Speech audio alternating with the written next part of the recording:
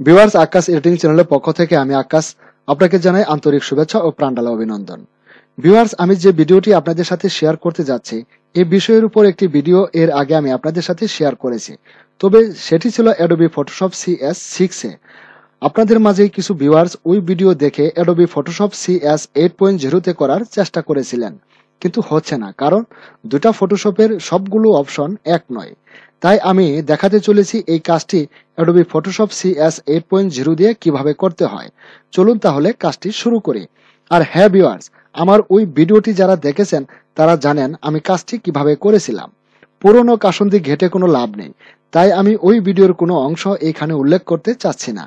তবে ওই ভিডিওর লিংক আমার এই ভিডিও ডিসক্রিপশন বক্সে দেওয়া আছে, চাইলে আপনি এখানে ক্লিক করে দেখে নিতে পারেন। ভিউয়ার্স, আমরা যে ভিডিওটির কাজ করব এটা হলো এলোমেলো চুলগুলা সঠিকভাবে সঠিক স্থানে রেখে কিভাবে আমরা ব্যাকগ্রাউন্ডটা পরিবর্তন করতে পারি। তবে ভিউয়ার্স, কাজটি খুব একটা কঠিন নয়, বুঝতে পারলে এবং কাজটি কিভাবে করলাম এটা যদি আপনি ধরতে পারেন তাহলে আপনার জন্য খুবই সহজ। তো ভিউয়ার্স, এই ছবিটির ব্যাকগ্রাউন্ডটা আমরা পরিবর্তন করে দেব, কিন্তু এলোমেলো চুলগুলা যেরকম যে স্থানে আছে এরকম ওই স্থানেই থাকবে। তো ভিউয়ার্স, এটা করার জন্য আমাদের প্রথমে যেতে হবে ফিল্টারে ক্লিক করার পর আমাদের যেতে হবে এক্সট্রাক্টে। দেখুন এখানে এক্সট্রাক্ট লেখা আছে, এক্সট্রাক্টে ক্লিক করুন। ক্লিক করার পর ভিউয়ার্স দেখতে পাচ্ছেন আমাদের সামনে যে ডায়লগ বক্সটি চলে আসছে, এটাতে এই যে প্রথমে যে অপশনটাতে মার্ক করা আছে এটাতেই থাকবে। এটাতে থাকার পর দেখুন আমাদের কিন্তু একটা মাউস পয়েন্ট চলে আসছে। এবার এটা দিয়ে এইভাবে মাউস দিয়ে ধরে ধরে এইভাবে মার্ক করুন।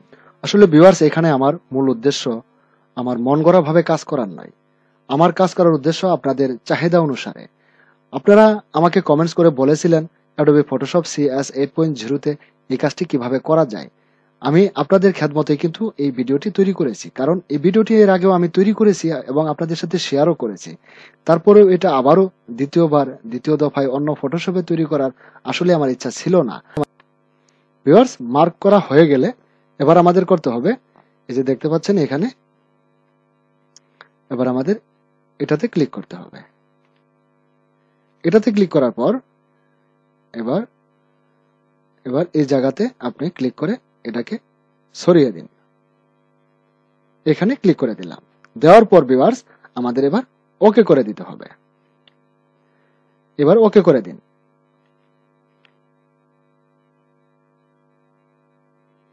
ভিউয়ার্স দেখতে পাচ্ছেন ব্যাকগ্রাউন্ডটা রিমুভ হয়ে গেছে। এবার আমাদের করতে হবে একটা নিউ লেয়ার আইকনে ক্লিক করুন এবং এখান থেকে একটি লেয়ার নিয়ে নিন। নেওয়ার পর ভিউয়ার্স দেখতে পাচ্ছেন এই লেয়ারটা আমাদের ব্যাকগ্রাউন্ডটা একদম ফ্রি। এবার আমরা এটাতে একটা কালার দেব। তো ভিউয়ার্স, আমাদের ব্যাকগ্রাউন্ড কালার এখানে সিলেক্ট করা আছে, এখানে নীল একটা ব্যাকগ্রাউন্ড কালার আমাদের সিলেক্ট করা আছে, এটাই থাকবে। এবার কিবোর্ডের কন্ট্রোল বাটন চেপে ধরে ব্যাক স্পেস ক্লিক করুন। দেখতে পাচ্ছেন ভিউয়ার্স নীল ব্যাকগ্রাউন্ডটা চলে আসছে। এবার এই ছবিটাকে ধরে মাউস দিয়ে ধরে এটার উপরে তুলে দিন। এভাবে ধরে এটাকে উপরে তুলে দিন। ভিউয়ার্স দেখতে পাচ্ছেন যে স্থানে যেভাবে এলোমেলো চুলগুলা ছিল সেভাবেই কিন্তু একই স্থানে এলোমেলো চুলগুলা ঠিক রেখেই কিন্তু আমরা ব্যাকগ্রাউন্ডটা পরিবর্তন করতে পেরেছি। হ্যাঁ ভিউয়ার্স, 1 মিনিট, এটা আমরা কোনো দৃশ্য দিতে পারবো। সাপোজ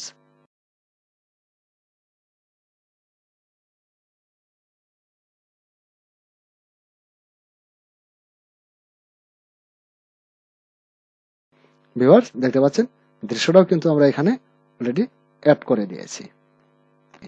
তো ভিউয়ার্স ভালো থাকবেন। আর বিশেষ করে রিয়াদ ভাইয়ের উদ্দেশ্যে বলছি, আপনি আমার ভিডিওটি পেয়ে থাকলে অবশ্যই একটু সাড়া দিবেন। আল্লাহ হাফেজ।